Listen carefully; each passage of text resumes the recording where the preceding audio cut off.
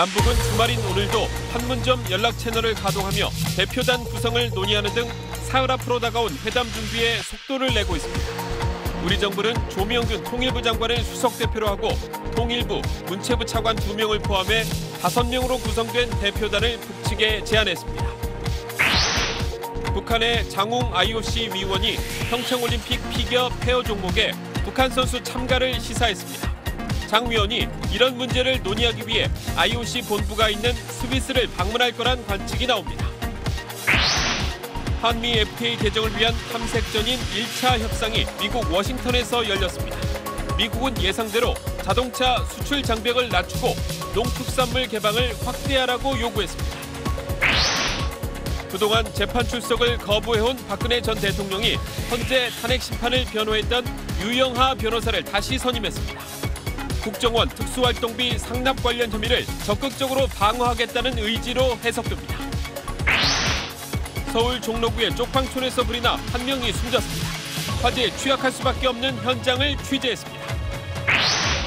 정부의 부동산 규제에도 서울 집값 상승폭이 갈수록 커지는 등 불안이 이어지고 있습니다. 반면 지방은 가격 하락 압박이 커지고 있어 서울과 지방 간 양극화가 확대되는 양상입니다. 강원도 화천 산천어 축제가 개막했는데 오늘 하루 13만 명이 넘게 찾아왔습니다.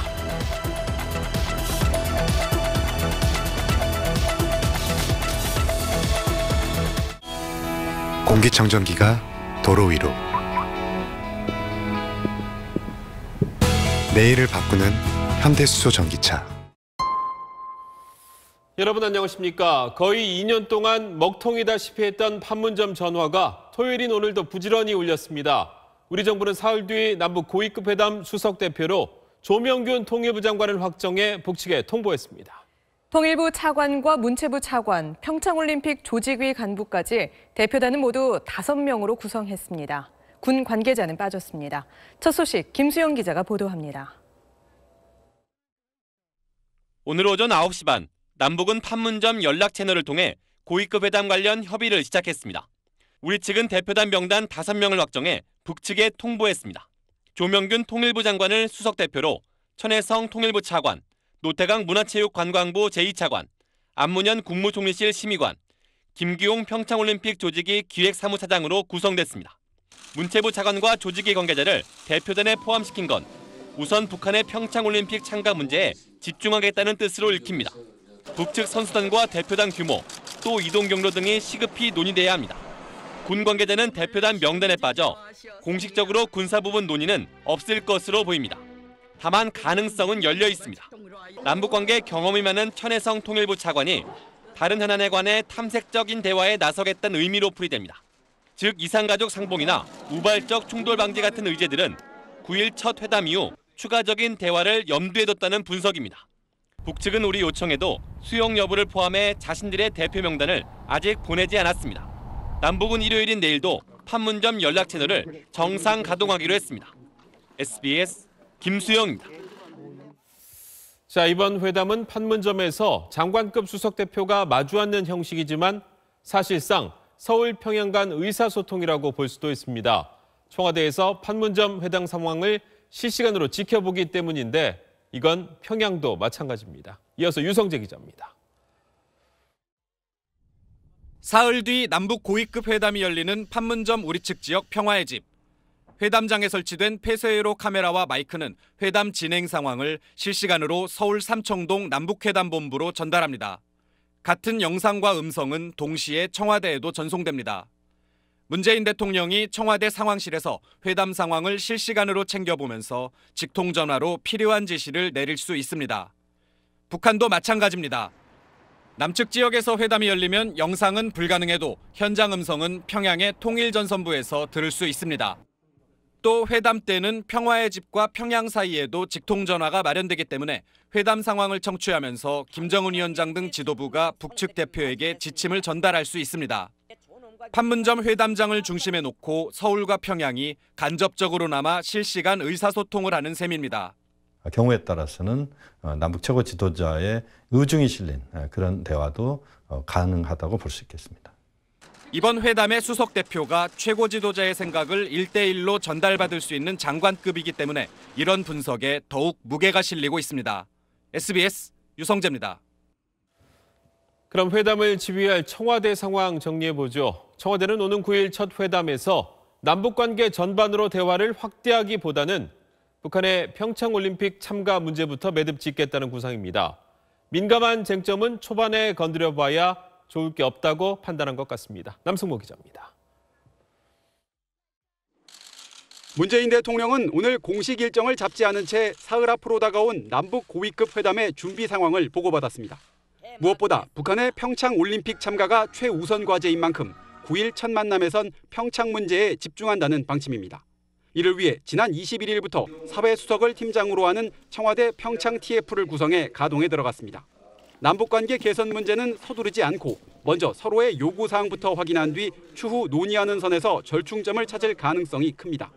자칫 개성공단과 금강산 관광재개, 한미 군사훈련 중단 같은 민감한 문제가 쟁점이 될 경우 회담 시작부터 파행할 수 있다는 우려 때문입니다. 이와 함께 문 대통령은 오는 10일 신년 기자회견을 앞두고 위안부 TF 결과 발표에 따른 정부 후속 조치도 고심 중인 걸로 알려졌습니다. 문 대통령이 그제 위안부 피해 할머니들을 만난 데 이어 정부도 후속 조치 발표에 앞서 사회 각계 인사들을 상대로 여론 수렴 작업을 진행하고 있습니다. SBS 남승모입니다. 이런 가운데 중국은 오늘부터 북한으로 철강 수출을 전면 금지하고 원유 수출도 제한하기로 했습니다. 북한과 밀거래한다는 의혹을 받았던 중국이 우리도 대북 제재를 이렇게 잘 이행하는데 왜 의심하냐고 항변하는 듯하지요. 베이징 정성엽 특파원입니다. 중국 상무부와 해관총서가 최근 유엔 안보리가 결의한 새 대북 제재의 이행 조치를 공고하고 오늘부터 시행에 들어갔습니다. 우선 철강과 기타 금속, 공업기계와 운수 차량에 대한 대북 수출을 전면 금지했습니다. 꺼려왔던 유류 제품 수출 제한도 새 안보리 대북 제재 결의를 그대로 따르기로 했습니다. 원유는 1년간 대북 수출량이 400만 배럴을 넘지 못하게 하고 휘발유, 경유 같은 정유 제품 수출도 50만 배럴을 초과하지 못하도록 했습니다. 상무부는 정유 제품 수출량이 이미 한도 수량에 근접했다며 올해 대북 수출을 잠정 중단한다고 덧붙였습니다. 아울러 북한산 곡식과 농산품, 기계, 선박 등의 수입도 금지했습니다.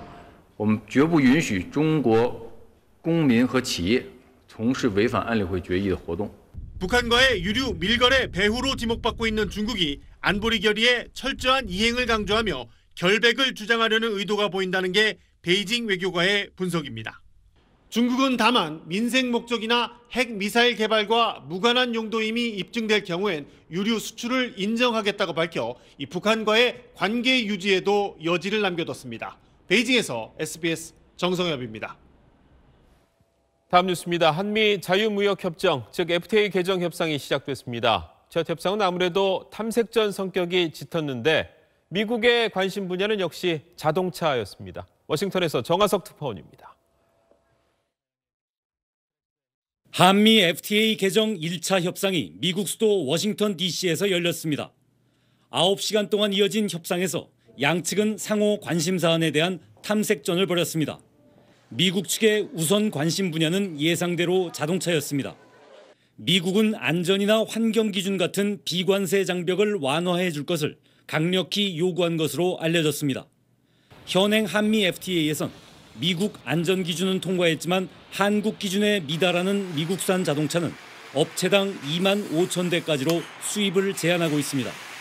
미국 측은 이와 함께 농축산물 개방 확대와 철강 원산지 기준 강화 등을 요구했습니다.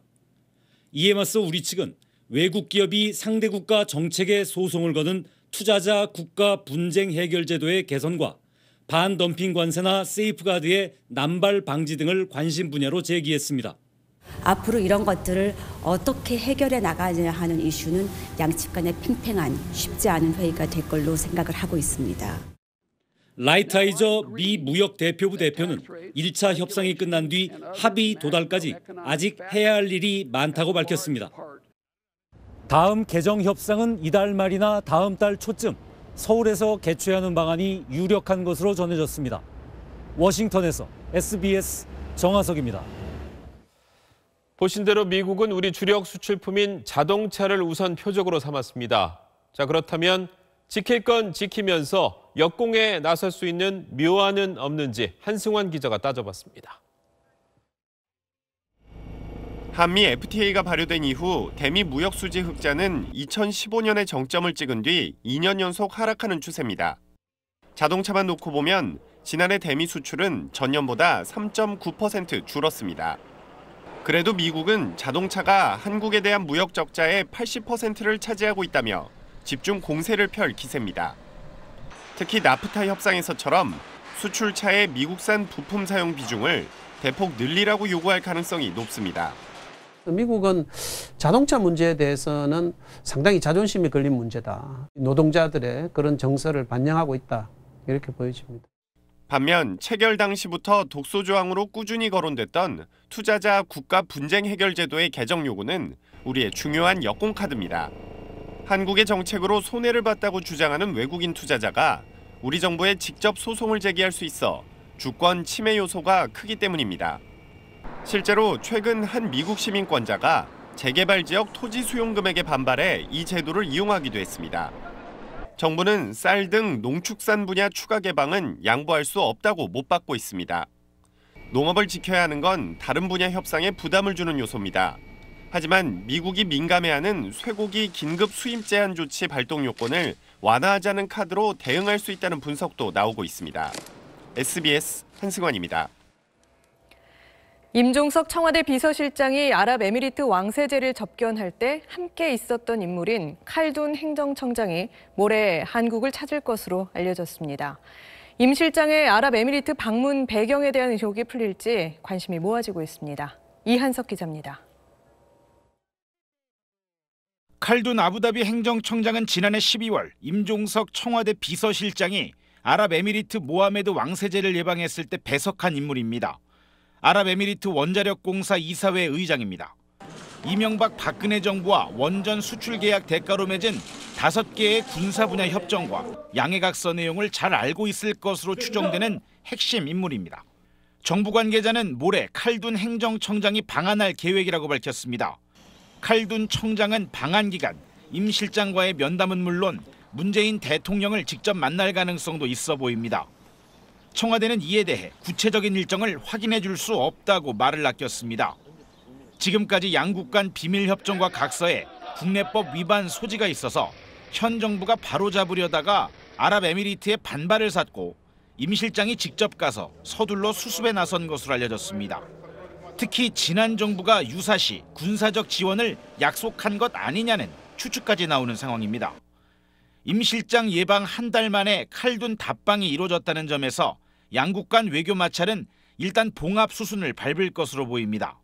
그렇지만 문제의 군사협정 내용은 여전히 비밀에 붙여져 있어서 이번 칼둔 방안으로 의혹이 모두 해소될지는 미지수입니다. SBS 이한석입니다. 그동안 재판 출석을 거부해온 박근혜 전 대통령이 헌재 탄핵 심판을 변호했던 유영하 변호사를 다시 선임했습니다. 새롭게 제기된 국정원 특수활동비 상납 관련 혐의를 적극적으로 방어하겠다는 의지로 풀이됩니다. 윤나라 기자입니다. 지난 4일 오전 9시쯤 유영하 변호사가 박근혜 전 대통령이 수감된 서울구치소를 찾았습니다. 유 변호사는 박 전 대통령을 접견한 뒤 정식 선임계를 제출했습니다. 검찰이 국정원 특수활동비 36억여 원을 상납받은 혐의로 박 전 대통령을 추가 기소한 날 유 변호사가 다시 선임된 겁니다. 헌재 탄핵심판과 국정농단 수사와 재판에서 박 전 대통령을 변호했던 유 변호사는 지난해 10월 16일 박 전 대통령의 구속이 연장되자 재판부에 항의하며 사임했습니다. 박 전 대통령 또한 재판과 수사를 정치 보복으로 규정하고 재판과 검찰 수사는 물론 국선 변호인 접견까지 거부해왔습니다. 그러던 박 전 대통령이 유 변호사를 다시 선임한 건 특수활동비 상납 사건에는 적극 대응하겠다는 뜻으로 분석됩니다. 기존 국정농단 사건은 정치 보복으로 규정했지만 국정원 특수활동비 사건은 개인비리 성격이 짙기 때문입니다. 서울중앙지법은 박 전 대통령 사건을 앞서 특수활동비를 상납한 혐의로 기소된 남재준, 이병기 전 국정원장의 재판을 맡은 형사합의 32부에 배당한 상태입니다. 그동안 구치소에서 두문불출했던 박 전 대통령이 유 변호사를 선임하면서 다시 법정의 모습을 드러낼지 주목됩니다. SBS 윤나라입니다. 어제 서울 종로의 쪽방촌에서 불이 나 한 명이 숨지는 사고가 있었죠. 좁은 골목길에 집들이 다닥다닥 붙어 있다 보니 화재에 취약할 수밖에 없는데요. 김정우 기자가 현장을 다녀왔습니다. 좁은 골목이 있는 한 건물에서 연기가 뿜어져 나옵니다. 어제 낮 3시 50분쯤 서울 돈이동 쪽방촌에서 불이 난 겁니다. 간신히 몸만 빠져나온 주민들은 엄동설안에 입을 옷 한 벌이라도 남아있을까 오늘 화재 현장을 다시 찾았습니다. 연기가 나요. 그래서 문 열어보니까 깜깜해. 아무것도 없는 그대로 튀어나온 거죠. 어떻게 됐냐 모르겠어요. 집이 붙어 있다 보니 화재가 번지면서 옆집은 보일러가 망가졌고 이웃 주민은 밤새 추위에 떨어야 했습니다. 가스 안 들어가고 아무것도 안 들어간다고 하네. 추워서 가야지. 밖에서 살 거니까. 화재가 난 쪽방촌은 40년도 더 된 집 80여 채가 밀집해 있습니다. 성인 남성 2명이 겨우 지나갈 만큼의 좁은 골목길엔 소방차 진입도 불가능합니다. 쪽방 안엔 난방과 조리기구가 한데 모여 있는 데다 낡은 지붕 사이론 벗겨진 전선이 거미줄처럼 얽혀 있습니다. 화재 위험이 도처에 널려 있는 셈입니다. 때문에 구청에서 쪽방 건물 출입문 옆에 소화기를 배치하고 소방점검도 실시하고 있습니다. 하지만 일단 불이 나면 대형 화재로 이어질 가능성이 커 쪽방촌 주민들의 위험한 겨울나기는 계속되고 있습니다. SBS 김정우입니다. 며칠 전 큰 산불이 났던 부산에서 오늘 새벽 또 산불이 났습니다. 50대 남성이 떨어뜨린 휴대전화를 찾으려 라이터를 켰다가 불이 옮겨 붙은 것으로 보입니다. 사건 사고 소식 안상우 기자입니다. 주택가 뒤편 야산에서 시뻘건 불길과 연기가 치솟습니다. 오늘 새벽 3시쯤 부산 사하구의 동매산에서 불이 나 3시간 40분여 만에 꺼졌습니다. 다친 사람은 없었지만 임야 1000제곱미터가 타 소방서 추산 400만 원의 재산 피해가 났습니다. 경찰은 52살 임모 씨가 떨어뜨린 휴대전화를 찾겠다며 라이터를 켰다가 불이 낙엽으로 옮겨 붙으면서 화재가 난 것으로 보고 있습니다. 낮 1시 반쯤엔 수서역을 출발해 부산으로 향하던 SRT 고속열차가 기계 고장으로 대전 부근에서 갑자기 속력이 줄어드는 일이 발생했습니다. 그런데 열차가 신경주와 울산역에서 정차를 하지 않고 해당 역에서 내려야 하는 승객 300여 명을 모두 동대구역에서 내리게 했습니다. 이 과정에서 승객들이 거세게 항의하는 소동이 벌어졌습니다. SRT 측은 승객들을 다른 열차에 태워 더 빨리 목적지에 도착하기 위해서였다고 해명했습니다. 오전 11시쯤 북한산 비봉 정상부근에서 50살 김모 씨가 다리를 헛디뎌 7m 아래로 추락했습니다. 전신에 타박상을 입은 김 씨는 일행의 신고로 출동한 구조대에 의해 1시간 만에 구조됐습니다. SBS 안상우입니다. 박근혜 정부가 창조경제 사업의 하나로 만든 기업 지원 허브 건물입니다. 청년 창업자들에게 시세보다 저렴한 업무 공간을 지원하겠다는 취지였지만 입주 기업이 거의 없어서 건물 안은 텅 비어 있습니다. 그런데도 정부는 이런 비슷한 건물을 더 짓겠다는 입장입니다. 김기태 기자가 보도합니다. 연면적 7만 3천 제곱미터 부지에 웅장한 건물 하나가 서 있습니다. 박근혜 정부에서 한국판 실리콘밸리로 키우겠다며 만든 기업 지원 허브입니다. 1,600억 원이 투입돼 지하 2층, 지상 8층 규모로 지어진 이 건물의 3층과 4층은 창업기업 전용 공간으로 지난해 8월 말부터 입주가 시작됐습니다. 건물 안으로 들어가 봤습니다. 사무용 의자 수십 개가 포장도 뜯지 않은 채 놓여 있고 입주 기업의 이름은 붙어 있지만 사무실을 사용한 흔적은 찾아볼 수 없습니다. 25개 기업이 들어와 일할 수 있는 공간이 마련됐지만 실제 입주한 기업은 서너 개에 불과합니다. 입주하겠다고 신청한 16개 업체는 시세의 5분의 1 수준으로 저렴한 임대료를 보고 일단 이름은 걸어놨지만 입주는 미루고 있습니다. 출근하는 거죠. 저희가 어떻게 하겠습니까? 제 자유잖아요. 저희가 어떻게 강제할 수 있는 방법이 아니에요. 입주한 업체가 텅 빈 공간을 쓰고 싶어도 규정상 불가능합니다. 상황이 이런데도 정부는 4년 안에 인근의 기업성장센터 등 5개 건물을 더 짓겠다고 발표했습니다. 제대로 좀 돌아가려면 약간 시간이 좀 계속한다 해가지고 금방금방 안 돌아가거든요. 진정한 청년 창업 지원을 위해선 제대로 된 수요 예측과 건물 관리 문제부터 해결해야 한다는 지적이 나오고 있습니다. SBS 김기태입니다. 1년 전 1달러에 1,200원쯤 했다면 지금은 1,060원 정도입니다. 환율이 이렇게 떨어지면서 해외 여행객이나 일명 기러기 아빠들은 한결 여유가 생겼습니다만 수출 기업들은 울상이 됐습니다. 보도에 정현 기자입니다.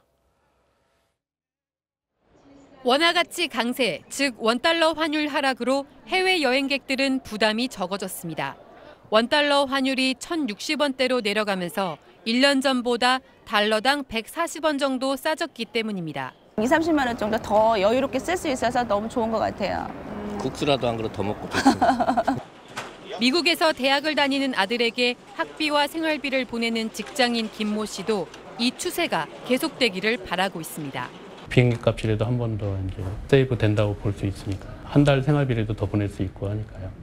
달러가 쌀 때 사두자는 사람들이 늘면서 개인 달러화 예금도 통계 작성 이후 가장 큰 폭으로 늘었습니다. 하지만 수출 기업들은 울상입니다. 특히 환보험 등을 통해 환율 하락에 대비할 여력이 없는 중소수출업체들의 부담이 커졌습니다. 물건 팔아서 돈 받게 되면 돈이 쉽게 들어오잖아요. 언제부터? 2분기부터 3, 4분기. 환율 하락 추세는 당분간 이어질 것이라는 전망이 우세합니다. 경상수지가 계속 흑자가 지속이 되고 있고 이제 우리나라 경제 성장률 전망 같은 경우도 지금 긍정적으로 보고 있기 때문에 원화 강세의 주된 요인으로 이렇게 작용하는 것으로 판단이 됩니다. 한중 관계 회복, 대북 리스크 완화 기대감 등으로 외국인 투자자들도 국내에 달러를 풀고 있는 상황입니다. SBS 정현입니다. 최근 3년 동안 서울과 지방의 아파트값 상승률을 비교해 봤습니다. 한때 서울보다 높았던 지방 아파트값 상승률이 급속히 떨어지면서 2016년에 이미 역전이 됐죠. 특히 파리 대책이 나온 지난해엔 격차가 10%포인트 넘게 벌어졌습니다. 서울은 오르고 지방은 내리는 초양극화 현상이 나타나고 있는 겁니다. 이강 기자가 취재했습니다. 충청북도의 이 아파트 단지는 지난해 가격이 평균 30%나 떨어졌습니다. 올해 이 지역에 13,000가구의 입주 물량이 쏟아지는 등 공급은 크게 늘었지만 수요는 줄었기 때문입니다. 인구 유입은 안 되고 기존에 있는 분들이 옮겨가시는 경우가 거의 많거든요. 많이 죽었죠. 다른 지방도 상황은 비슷합니다. 지난해 충남 지역의 아파트값이 0.53% 하락했고 경북 0.9, 경남은 1.62% 떨어졌습니다. 연초부터 지역 부동산 시장의 하락세가 심상치 않습니다. 그러나 서울의 상황은 좀 다릅니다. 새해 첫 주 조사에서 서울 아파트값이 0.33% 오르며 3주 연속 상승폭이 커졌습니다. 한 달 사이에 1억 정도나 한 7, 8천 정도 상황 변동이 있고 어쩌다가 하나 거래가 됐으면 그게 뭐 어떤 시장을 대표하는 가격처럼 돼가지고 부동산 대책으로 매물이 크게 줄어든 가운데 강남 재건축 등 일부 고가 아파트의 수요가 집중되면서 나타난 현상으로 분석됩니다. 공급 적체로 지방의 집값 하방 압력이 커지고 있는 반면 서울은 재건축 재료까지 가세하면서 상승 흐름을 이어갈 전망입니다.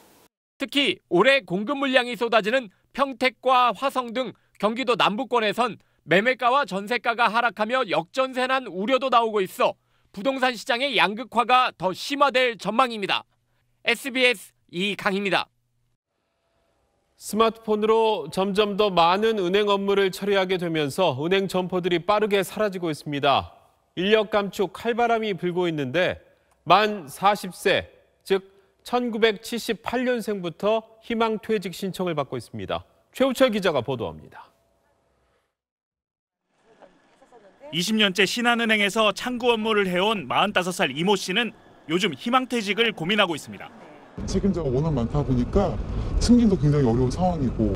신한은행은 올해 들어 시작한 희망퇴직 대상 나이를 만 40세인 78년생까지로 확 낮췄습니다. 농협은행도 지난 연말 만 40세부터 희망퇴직을 실시해 534명이 회사를 그만뒀습니다. 창구를 찾을 필요가 없는 모바일 거래가 크게 확산하면서 인력 감축이 시작된 겁니다. 지난해 스마트폰 뱅킹 이용 금액이 11.2% 늘어날 동안 은행 영업점은 4.4%인 264곳이나 문을 닫았습니다. 펀드나 파생상품조차도 실은 이제 모바일에서도 다 가능하고 절박감 그런 게 진짜 많이 들어요. 여기에 대형은행들은 가입자 수가 500만 명에 육박한 인터넷 전문은행의 도전을 받고 있습니다. 창구 인력을 줄이고 대신 IT 인력을 더 뽑아 직원 구성을 빠르게 재편하고 있는 이유입니다. 비용 구조 합리화라는 측면에서 시장에서 긍정적으로 평가하기 때문에 장기적으로 이런 추세는 지속될 것으로 봅니다. 은행권의 이런 현상은 4차 산업혁명의 기류가 몰아치는 유통과 제조업 등 다른 분야로도 확산할 것으로 보여 일자리와 내수 경제에 부담스러운 변수로 떠오르고 있습니다. SBS 최우철입니다. 포항에 지진이 발생한 지 50일이 지났고 그새 해가 바뀌었습니다만 지진의 상처는 아직도 아프고 쓰린 상황입니다. 이재민 수백 명이 새 집을 찾지 못한 채 대피소에 머물고 있습니다. TBC 이종훈 기자가 취재했습니다. 6남매가 태어나 크고 자란 40년 된 집을 앞세기가 철거하기 시작합니다. 옥상과 기둥의 콘크리트가 부서지고 철근이 드러나자 집은 어느새 보기 흉한 폐가로 변합니다. 저희들 형제랑 어르신들이 다 같이 살던 곳이다 보니까 참 사실 좀 마음이 너무 아프고 눈물이 납니다. 지난해 발생한 포항 강진으로 집이 기울고 내려앉아 철거를 신청한 주택은 300여 채. 매일같이 철거 작업이 이루어지지만 철거 대상 주택이 많다 보니 오는 6월쯤에야 겨우 끝날 것으로 예상됩니다. 흥예읍의 이 아파트 주민들은 철거 여부를 놓고 벌인 정밀 안전 진단 결과를 초조하게 기다리고 있습니다. 지난달 30일 지하실 기둥 수십 개가 크게 부서진 것이 발견돼 70세대 주민 160여 명은 새해 첫날부터 대피소 생활을 하고 있습니다. 건물을 떠받치는 기둥의 철근이 밖으로 드러날 정도로 크게 부서진 데다 적은 힘만 줘도 콘크리트 조각이 그대로 떨어져 나옵니다. 이재민들에게는 1억 원의 전세 자금이 지원되지만 이 돈만으로는 집을 구하기가 힘듭니다. 전세의 시세가 거의 1억이 더 넘으니까 저층 아파트 같은 경우에는 거기도 아직까지 지진으로 인해서 불안하니까. 한겨울 칼바람 속에 보금자리를 찾아 헤매는 이재민들의 마음은 더욱 차갑게 얼어붙고 있습니다. TBC 이종웅입니다. 네, 다음 소식입니다. 강원도 화천 산천어 축제가 시작된 오늘 하루 만에 13만 명이 몰렸습니다. 꽁꽁 언 얼음을 깨고 물고기를 잡는 재미, 이맘때만 즐길 수 있죠. G1 홍서표 기자가 소식 전해왔습니다. 드넓게 펼쳐진 빙판이 사람들로 가득 찼습니다. 쭈그려 앉아도 보고 얼음 낚시 구멍 속을 들여다보듯 엎드려도 봅니다. 파닥거리는 산천어의 힘이 손끝으로 전해지면 탄성이 절로 나옵니다. 거대한 구이통에서는 노릇노릇 산천어가 익어갑니다. 직접 잡아 바로 구워 먹는 맛은 천하일미가 따로 없습니다. 산천어 축제 가끔씩 오긴 했지만 이렇게 많이 모여서 온 건 오늘이 처음이에요. 먹어보니까 맛있어요? 맛있어요. 간이 아주 딱 맞는 게 담백하면서 맛있고 여기 화천 생막걸리가 정말 맛있네요. 얼음처럼 차가운 물속에서 즐기는 산천어 맨손잡이는 축제의 또 다른 매력입니다. 어렵게 손으로 잡은 짜릿한 쾌감을 입으로 즐기면서 축제의 신명에 빠져듭니다. 올해 산천어 축제는 외국인 관광객을 위한 편의시설을 늘리는 등 행사 내용이 풍성해졌습니다. 핀란드 오리지널 산타가 와서 우리 축제장에 찾은 어린이들과 함께 사진도 찍어주고 놀 수 있는 그런 프로그램도 있고요. 또 외국인 관광객들을 위해서 축제장 내 외국인 면세점을 차려놓고. 어제 개막한 홍천강 인삼 송어축제에도 수천 명이 찾는 등 새해 첫 주말 강원도 겨울축제장이 인파로 북적였습니다. G1 뉴스 홍서표입니다.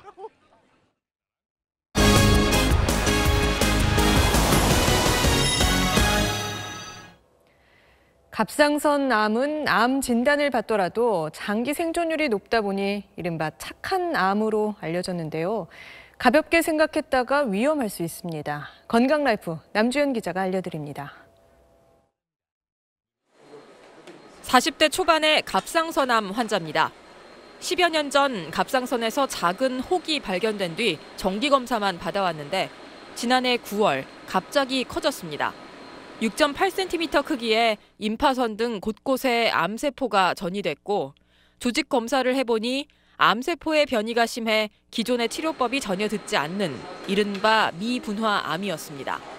너무나 후회스러운 게 갑상선도 종류가 여러 가지가 있고 그런 걸 우리가 들었으면 이렇게 방치는 하지 않았을 겁니다. 계속 재발하는 난치성 갑상선암도 문제입니다. 계속 재발이 돼가지고 올해 폐로 전이가 돼가지고 6번째 수술을 했습니다. 지난 2014년 불필요하게 과잉 수술하는 사례가 많다는 논란이 일면서 갑상선 암 수술은 2013년 이후 2년 만에 43% 줄었습니다. 하지만 갑상선 암이라고 모두 생존율이 높은 착한 암은 아닙니다. 악성 암 환자는 평균 생존 기간이 넉 달에 불과하고 암세포가 다른 기관에 전이될 경우 5년 생존율이 70%대로 낮습니다. 이런 환자가 매우 적다 보니 그 심각성이 잘 알려지지 않은 겁니다. 이 갑상선암 전체를 뭉뚱그려서 괜찮은 암이라고 해버리는 순간 죽어가는 사람이 숫자가 적다고 해서 이걸 무시할 수 있느냐? 아니거든요. 다른 암에 비해 생존율이 높은 암이라도 지속적인 추적 관찰은 물론 필요하면 수술을 받는 게 좋다는 얘기입니다. SBS 남주현입니다. 중국에서 이 불이 난 버스에서 미처 내리지 못한 노인을 승객들이 힘을 합쳐 구해냈습니다. 남의 어려움에 무관심한 중국에서 보기 드문 일이라 더 큰 화제가 되고 있습니다. 베이징 편상욱 특파원입니다. 중국 수천성 도심을 달리던 시내버스가 갑자기 멈춰서더니 승객들이 황급히 뛰어내립니다. 버스 안에서 원인 모를 불이 나자 기사가 차를 멈추고 승객들을 내리게 한 겁니다. 승객 20여 명은 내렸지만 몸이 불편한 노인 한 명은 미처 내리지 못했습니다. 버스 안은 금세 시뻘건 불길로 뒤덮였습니다. 불을 본 시민들이 너나 없이 달려들어 버스의 창문을 깨고 양동이로 물을 부으며 불을 끄기 시작합니다. 불을 끄던 근처 상점 주인은 미처 내리지 못한 노인을 발견하고 불타는 버스에 뛰어올라 노인을 끌어냅니다. 노인이 구출되자마자 불길은 더욱 거세게 번졌습니다. 몇 초만 늦었어도 꼼짝없이 목숨을 잃을 뻔한 아찔한 상황이었습니다. 这种情况，中国人会很多会这样做，是不？大家都是嘛。你说其他人如果说在车上，我在车上或者其他人他看到了也会一样，很正常，这种情况很正常。 시민들이 힘을 모으면서 불은 소방대가 도착하기도 전에 꺼졌습니다. 중국 당국은 남의 어려움에 무관심한 중국 사회에 모범이 됐다며 이 사건을 대대적으로 홍보하고 있습니다. 베이징에서 SBS 편상욱입니다. 내일 큰 추위 없이 흐린 날씨가 이어지겠습니다. 찬바람이 없고 대기가 정체되면서 일부 지방에서는 미세먼지가 조금 쌓이는 곳이 있겠는데요. 내일 수도권과 영서, 충북지방은 미세먼지가 나쁨 수준을 보일 때가 있겠습니다. 내일 밤 남부지방에서는 비가 내리기 시작합니다. 모레는 전국으로 확대되겠는데요. 날이 많이 춥지 않아서 일부 중부지방에서는 눈과 비가 섞여 내리겠고 경기 남부와 영서, 충북 북부지방은 1에서 3cm 안팎의 눈이 올 것으로 보입니다. 기온은 오늘과 비슷하겠습니다. 내일 서울의 아침 기온은 영하 5도, 한낮 기온은 3도로 오늘보다 조금 높겠습니다. 남부지방 대구의 낮 기온은 7도, 부산은 11도까지 오르겠습니다. 눈과 비는 월요일 낮에 그치겠지만 화요일과 수요일 사이 또 한 차례 눈 예보가 있고요. 주 후반에는 강력한 한파가 밀려오겠습니다. 날씨였습니다. 한때 나쁜 사람으로 불렸던 노태강 문체부 차관은 남북회담 대표단에 포함되면서 그를 나쁜 사람이라고 불렀던 권력자는 구치소에서 변호사 선임했다는 소식으로 오늘 나란히 뉴스에 등장했습니다. 세상이 참 많이 변했죠. 남북 관계에도 이런 큰 변화가 생길지 지켜보겠습니다. 뉴스 마칩니다. 고맙습니다.